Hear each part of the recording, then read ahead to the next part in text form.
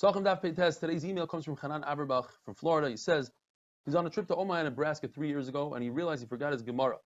So he did a quick search online, and he found our share. He's been with us for 3 years.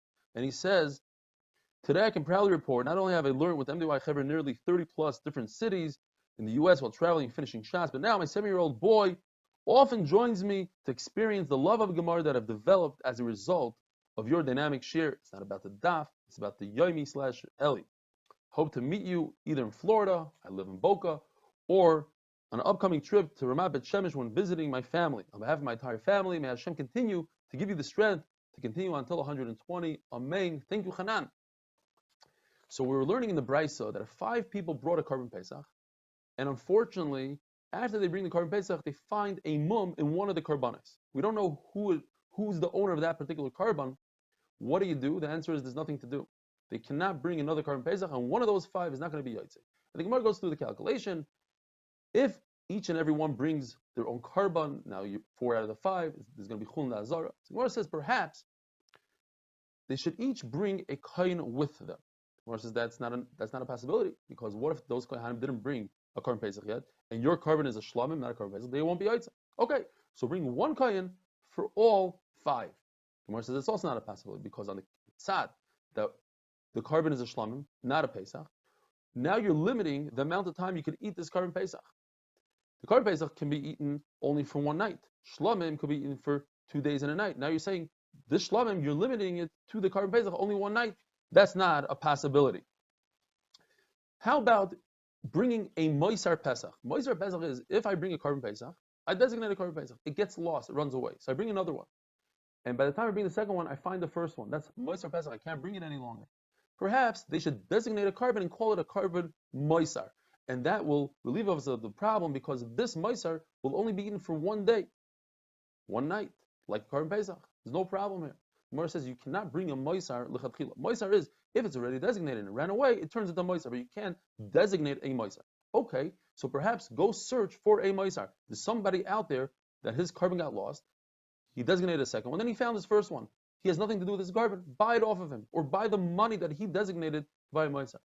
Gemara says that's also not an option. Why? Because you're going to make it tnai.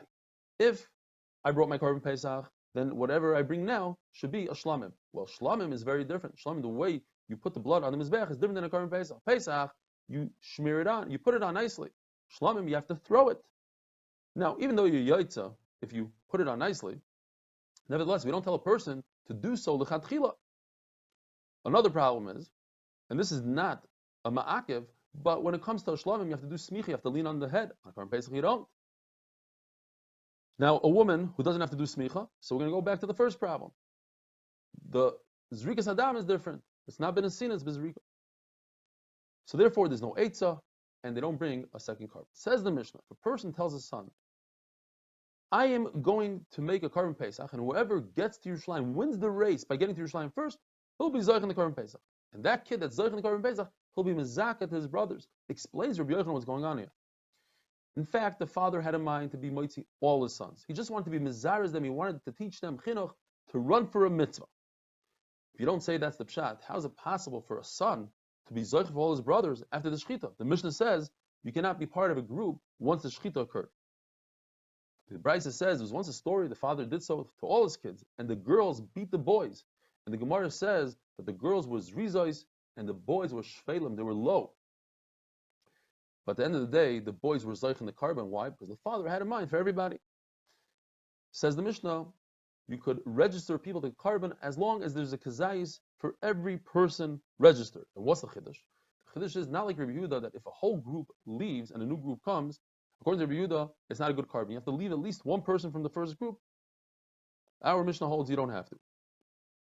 You could leave a chabura. If you're registered in a carbon, you could leave up until the shchita. Reb Shimon says up until the zrika. And the machlokes says in the word mihiyais miseh.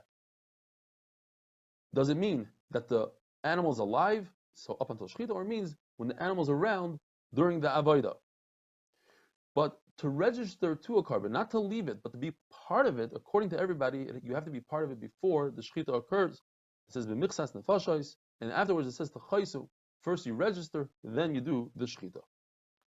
Says the Mishnah, if one of the people registered the carbon decided to invite his own guests without any permission, the other people in the chabura have the right to kick him out of the chabura. So you could eat by yourself. If one of the people in the chabura eats more than the others, they could tell him, take your portion and leave. Why? Because you see in the Braisa that even during the weekday, just a regular day, people are having a meal together and one is eating more than the other, they're able to kick him out of the meal. The Gemara tells us an amazing story. Rav Papa was eating together with Rav Huna and he ate 4 times. He ate 4 breads where Rav Huna ate 1. So Rav Huna wanted to kick him out. He said, hey, what about my share? And he started bringing him rayas. He said, what about our Mishnah? It says in our Mishnah that if somebody brings extra people to Chabura, they can kick him out. So Rav Papa says that's not a good raya. That's because they don't want people they don't recognize, they don't know. Okay, what about the fact that we had this, that if the waiter eats off the grill, he's stuck right there by the grill, he can't move. And if the people from his Chabura want to do a favor, they can come to him. So you see, it's only if they want to do a favor. So he says, Rav Papa, well, that's over there because they tell him, we don't have to be matriach to come to the grill, you should be matriach to come to us. What about the brisa that says that if somebody eats too much, you can kick him out? He says, that's dafka by Pesach, because we brought you in, so we're not over on the isser of leaving over from the Korban Pesach, but not in the general meal. Finally, he brought a raya from the brisa that says that during the weekday, if somebody eats too much, you can kick him out of the Chabura, and he agreed. And then Rav Huna went and ate with Ravina. And the Gemara tells us that Ravina ate 8 breads while Rav Huna ate 1. And Rav Huna said an amazing line. He said, Mea papi, I'd rather have 100 Rav Papas than 1 Ravina. Another lashon in the Gemara is, of course, if somebody eats a lot, you could throw him out of the Chabura. The machlekes is, the suffix what the Gemara had was, can you just for no reason, he's not eating too much, can I kick somebody out of my Chabura? And on that the Gemara says, no. It says in the Brisa only when a person eats too much, but not for no reason. Now, when a person sells a share in a Korban Pesach, the money that he receives, even though the money had Kedusha in it, that Kedusha transfers into the Korban Pesach, and the person can use the money to his liking. But if a person does the same thing for oil and shlamim, he sells oil and shlamim, nothing happens to the money. But what happens is we penalize the purchaser, and the money goes to Nadaba, but it doesn't go to Chulin. And tomorrow we'll explain exactly why. Have a wonderful day.